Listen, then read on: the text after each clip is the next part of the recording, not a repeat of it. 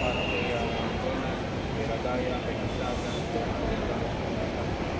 i-clear natin yung heart natin. Yung Panginoon Jesus muna yung ating isip. Kaya natin yung Holy Spirit to be with us. Ngayon habang pinakausap natin yung Panginoon na i-pray ko sa Panginoon. Oh Lord Jesus,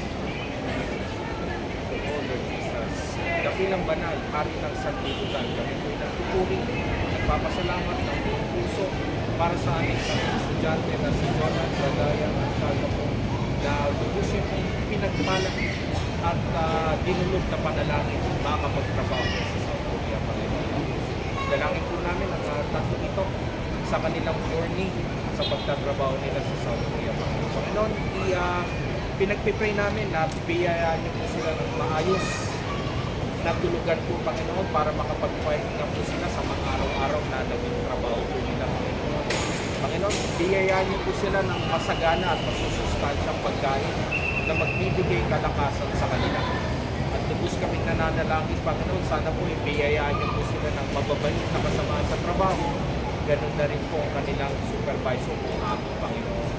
Panginoon, sa kanilang journey sa South Korea, ilayo niyo po sila sa disgrasya, Panginoon. Sana po kayanin nila ng kanilang katawan ang kanilang magiging trabaho, Panginoon. Panginoon, ilayo niyo nga po sila sa disgrasya, Panginoon, sa accident, Panginoon. Lagi niyo po sila bigyan ng presence of Christ sa kanilang mga trabaho.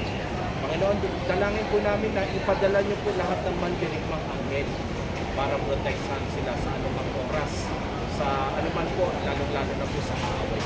Panginoon, i-guide niyo po sila sa kanilang sasahurin, Panginoon. Ang kanilang sahod, Panginoon, sana'y mailagay nila sa tama, Panginoon. Sa tulong niyo po, Panginoon, para mas maging secure po yung kanilang future, Panginoon. Panginoon, dalangin din po namin ang pamilya nilang mapag-iwan, Panginoon. Sana po'y maging maayos po.